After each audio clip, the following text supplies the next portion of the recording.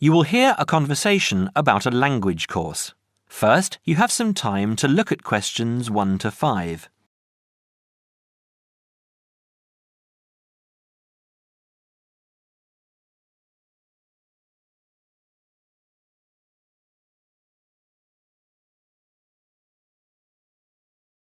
You will see that there is an example that has been done for you. On this occasion only, the conversation relating to this will be played first. Good morning, Borgheimer language courses. How may I help you? Oh yes, I contacted you some time ago about following a German course in Germany, and you advised me to take your placement test before we go any further.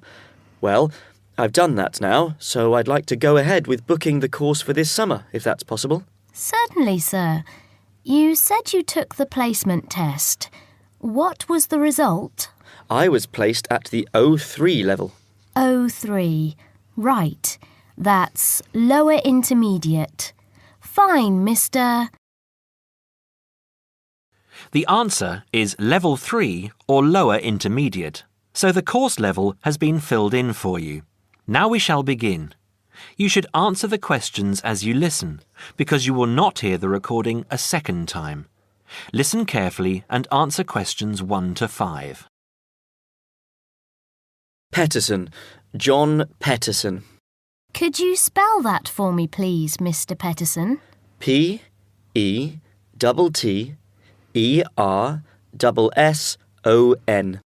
That's a double T and a double S. Am I right? That's right. Now, could I ask you where the course takes place? Well, we offer courses in Hamburg and Berlin. For your level, there's never a problem. There are always plenty of people for the intermediate classes. Oh dear. Does that mean that there might be a lot of students in my class? I wouldn't be very happy about that. No, don't worry, Mr. Petterson. The maximum class size is 12, but I've never known there to be more than 9 or 10 in a class. It could even be 5 or 6. Good. Actually, I'd prefer to study in Berlin. And how long is the course? 3 weeks, 5 hours a day. 2 hours only on Saturday.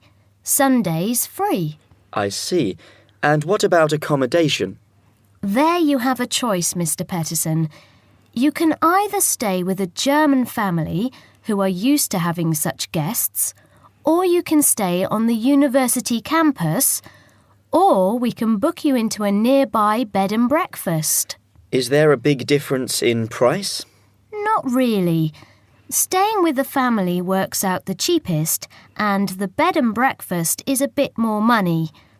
Staying on the university campus comes somewhere between the two price-wise, but Berlin is not too expensive anyway. Which do you recommend? Well, if you want to practice your German and be part of a German family, I would recommend staying with a family. Our families are all hand-picked, and we've never had any sort of complaint. Yes, I'll probably do that then. What are the dates of the course? The first summer course starts on the 1st of June in Hamburg and a week later in Berlin, which is what would concern you as you have chosen the Berlin course. That's the 8th of June. The next course would begin on the 2nd of July and then... The 2nd of July course would be perfect for me. Can you put me down for it now? Certainly, Mr. Petterson. Can I have your address, please? 26 Mayfield Drive, Orpington, Kent. I'm afraid I can't remember the postal code. Don't worry, Mr. Petterson. I'll check on it. Before you hear the rest of the conversation, you have some time to look at questions 6 to 10.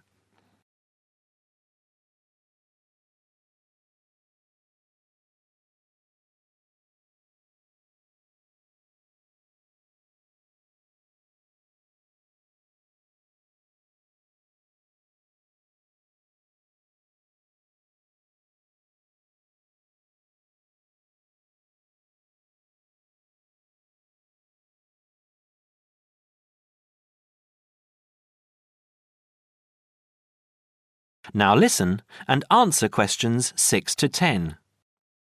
There are a couple of other things I'd like to ask. Certainly. What do I need to bring on the course? Well, apart from the obvious, you'll need our textbooks. I'll email you the name and publisher. You should be able to find it in your local bookstore. If you do have problems, call me or email me and I'll see what I can do. We provide the computers, computer disks, translation exercises and all that sort of thing, but you will need a good dictionary. We recommend Langenscheidt, which is more than adequate for your level. You don't have to go and spend a lot of money on an expensive dictionary. Not yet, anyway.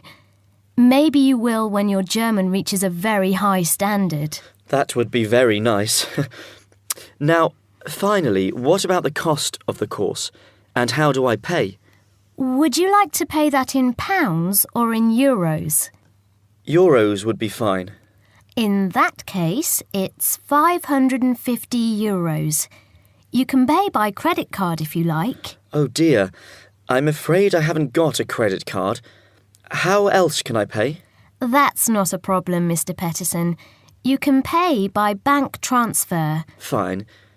By the way, I forgot to mention I am a full-time student. Have you got a student card? Oh, yes. Then that does make a difference, you'll be pleased to hear. You are entitled to 35% off the full price. And if you can persuade a few people to join you, it would work out even cheaper. How do you mean exactly? Well, for every 5 people you find, 1 goes free. In other words, if there are 6 of you, you get 1 free course. Of course, in reality, you would divide up the savings amongst you, presumably. Right. Well, I'll see what I can do. Thank you. Not at all, Mr. Peterson, and I'm sure you'll enjoy the course. There are, of course, sightseeing possibilities. Would you like me to send you our brochure describing them? Yes, thank you. I'd appreciate that. Anyway, thanks for your help. If I want to call back, who do I ask for? Susanna. I'm here most of the time.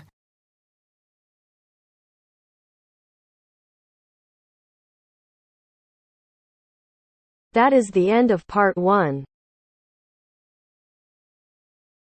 You now have half a minute to check your answers.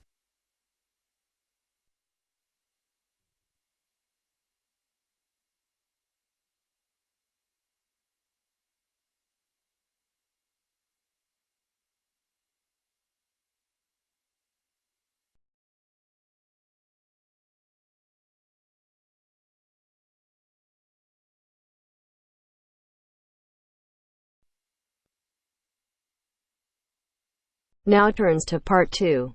Part 2. You will hear a guide giving instructions to a group of international students in Canada preparing for a whale watching trip. Before you hear the talk, you have some time to look at questions 11 to 16.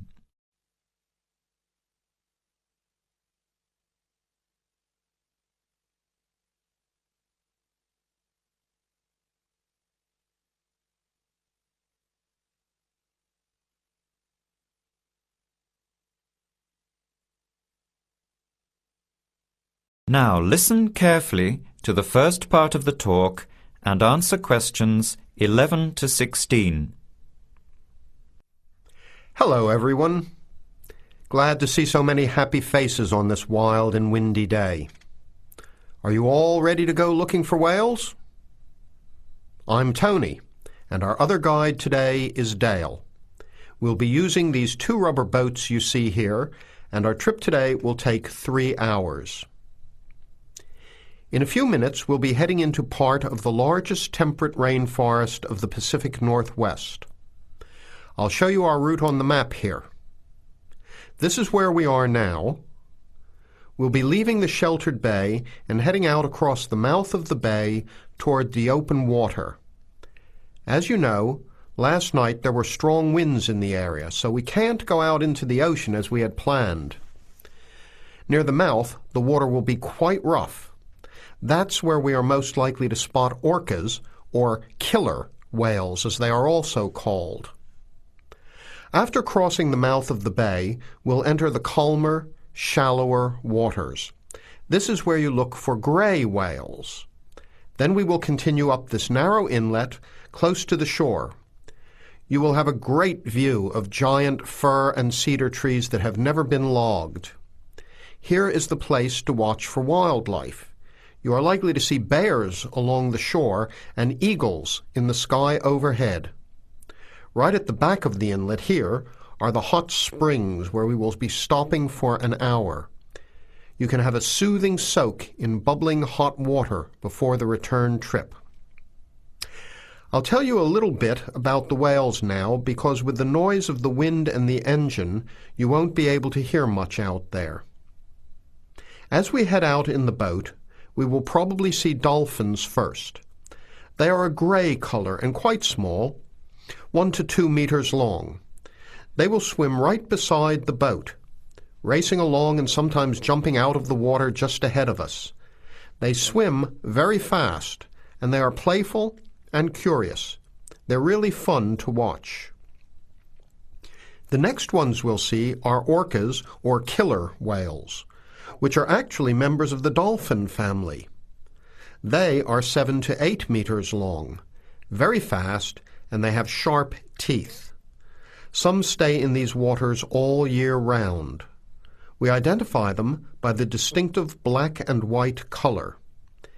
They feed mainly on salmon in these waters, but the orca diet can include seabirds, seals, dolphins, and other mammals. They can be fierce hunters, and this is why they are called killer whales. We should start watching for them as soon as we get out toward open water. We're likely to spot the orcas from a considerable distance. Watch for the black and white marking and mist spouting from the blowholes on top of their heads. Just outside the inlet is where we will probably see gray whales. The grays are migratory. They pass through here twice a year, moving from far in the north where they feed to the warm southern waters where they breed. You are very lucky today because several have been reported in the area. Unlike the orcas, grays are solitary, except when you see a mother with a calf. The gray whales are much longer and heavier than the orcas, 14 meters long, and weighing up to 30 tons. The gray whales are filter feeders, gathering tiny ghost shrimp from the sand at the bottom. We recognize grays from their tail fins because each one is different. Once we find the whales, we'll come up as close as we can safely. We are allowed to approach the whales no closer than 50 meters, but that feels pretty close when you are in the presence of animals this big. You'll see mist coming out of the blowholes when they breathe out, and you'll hear a loud hiss. If we are downwind, we might even be able to smell them, a strong, fishy smell. Before the talk continues, you have some time to look at questions 17 to 20.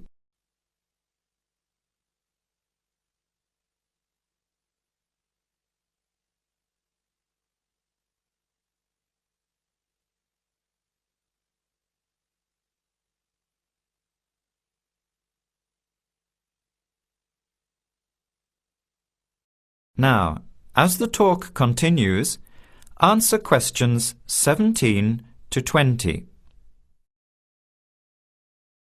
Now, for just a few words of caution. It will be quite bouncy out there, especially in the front of the boat. If you want a smoother ride, stay in the middle of the boat, close to the engine. Hold on to the ropes and keep an eye on any big waves. Be alert so you don't get thrown out of the boat. In case of an emergency, you are all wearing survival suits. They'll keep you warm and dry in or out of the water. They are bright orange for visibility. The water temperature is around 8 degrees. Without these suits, you would only last a few minutes in this cold water. With these suits, your survival time is increased dramatically. They will keep you upright in the water even if you can't swim. But we don't expect anybody to end up in the water, so don't worry. Now, are there any questions? I'm afraid of getting seasick. Right. I was just coming to that. If you think you might get seasick, take one of these patches and put it on your arm at the wrist, like this. It works on pressure points of the body and will relieve seasickness without the drowsiness you can get from pills. Are there any other questions? All right then, let's start loading up the boats. We leave in 5 minutes. That is the end of part 2.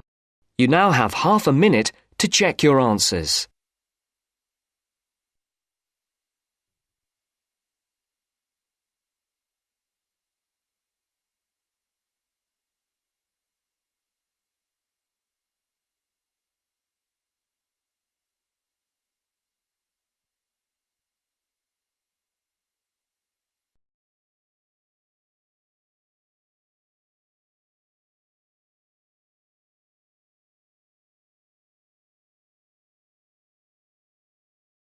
Now turns to part 3.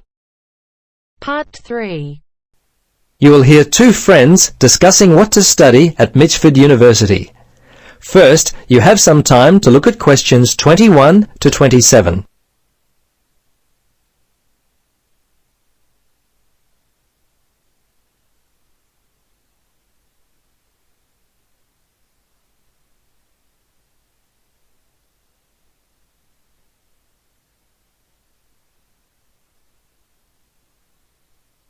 Now listen carefully and answer questions 21 to 27. Hello, Gloria. Hi, Paul. I just heard that you're studying psychology this year. At the moment, that's true, but to be honest, I'm not sure exactly what to study. You're in your 3rd year at university. Do you have any advice for me? Well, it's a difficult question for me to answer, but I do have some ideas based upon my personal experience that may be of help. Anything would be helpful at this point. I'm feeling a little worried about what I should do. Well, there are a few things that I would recommend. Firstly, ask yourself, what do you really enjoy studying? For example, maths, English, science? This will help you decide what course you should do. The university handbook lists all the courses available. You should take some time to look at it. A couple of my friends spoke with recent graduates of courses which took up a lot of time. Another thing which took a lot of time was an interview at the Dean of Academic Affairs office. They're always so busy there. Unless you've got a lot of time, I wouldn't bother with either of those ideas. Okay. Gloria, I understand there are some excellent publications that I can look at which will help answer my questions. But the trouble is, I'm having a real hard time locating them. Do you know where I might be able to go? Yes, I encountered this very same problem when I was deciding on what to study. I managed to locate a few excellent books that really helped me to decide what was best for me. Now, some of the details will be a little inaccurate. That's no problem. If you could just remember the titles, I'll be able to look them up at the university library. Now, let me just get my pen. Okay, ready? All right. The first book I found was What Should I Do? It was written by Paul Smith, and I believe it was published in 2000 by Smith Brothers. I think this was the best book I read, although Judy Newton's Choosing University Courses was also an excellent help for me. Can you remember what year that one was published? Let me see. Most of the books I read were published around the same year, 2000, I think. I can't remember who published it. I think it was Printers Limited. You'll have to check that one out yourself. No problem. This is just what I've been looking for. Anything else you could recommend? Yes, there was one other book which I remember because my cousin works for the publishers Brown and Tate. He started there in 2002. Anyway, the book's called Surviving University and was written by Julie White. It's an excellent book, which came out in 2004. I certainly recommend it. Before you hear the rest of the conversation, you have some time to look at questions 28 to 30.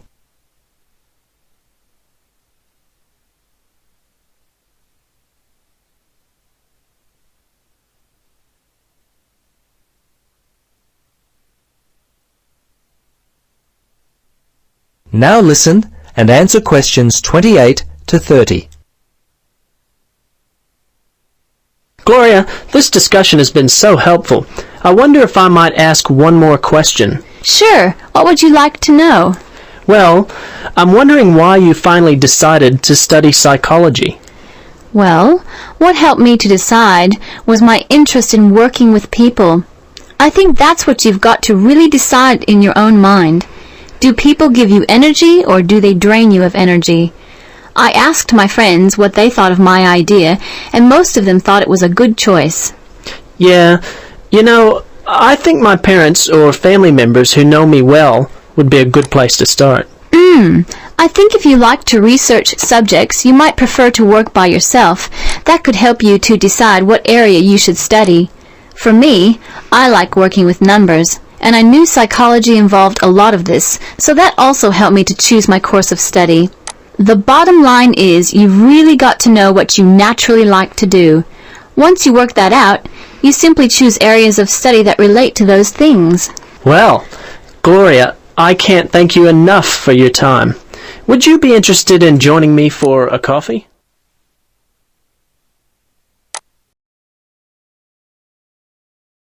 That is the end of part 3. You now have half a minute to check your answers.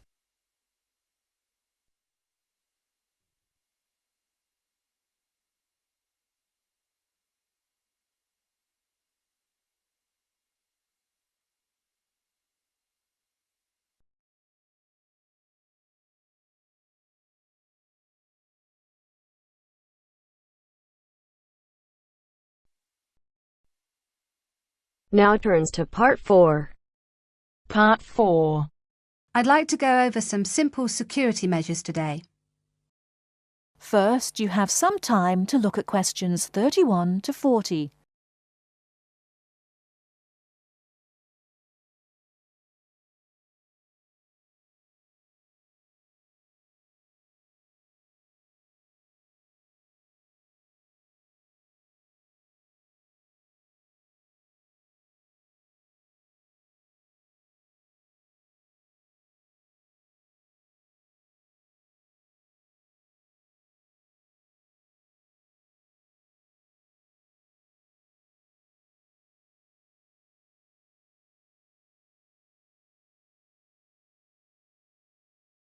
Now, listen carefully and answer questions 31 to 40.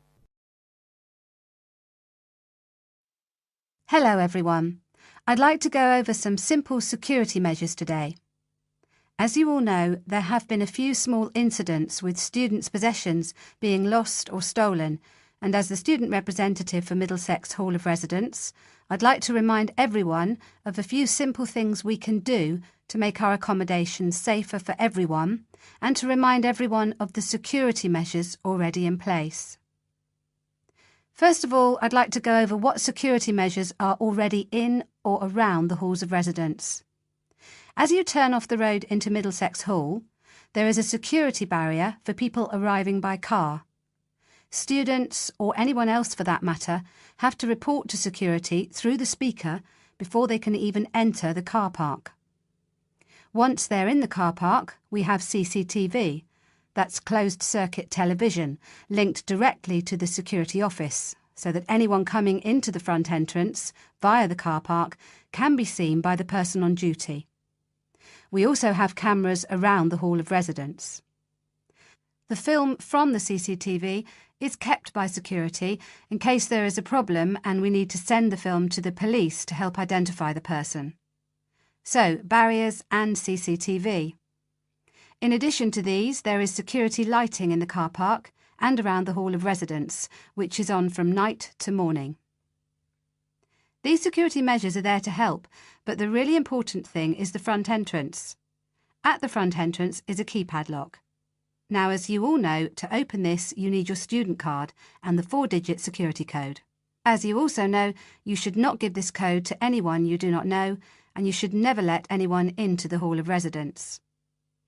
Remember that for all the security measures we take, if you let someone into the hall, then anything we do to keep students' possessions safe will not help. After the front door, we have the reception desk. Now, this is manned 24 hours a day, but the security guard has a lot to do and may not be there all the time. If you need to call security, go to the nearest phone or call on your mobile. The number is 9666, and they will be with you as soon as they can. The next thing I want to mention are your own personal security measures. By this I mean the locks on your room door and window, your personal alarm and the university bus. All student rooms have a swipe lock that we open with our student cards. Do not leave your room door unlocked if you're going out for a long period of time. And do not leave your card in a place where someone can pick it up and enter your room. This is, of course, common sense, but people still leave their rooms unlocked and still leave their cards around. The next thing is your room window. Everyone has a key for their window, and everyone should try to keep their windows locked when they are out of the building. However, the security guard has told me that he often finds windows open, and even worse, he finds windows open on the ground floor. Please don't do this. It's an invitation to a burglar to enter the hall and take people's things. Finally, 2 more items: personal alarms and the university bus.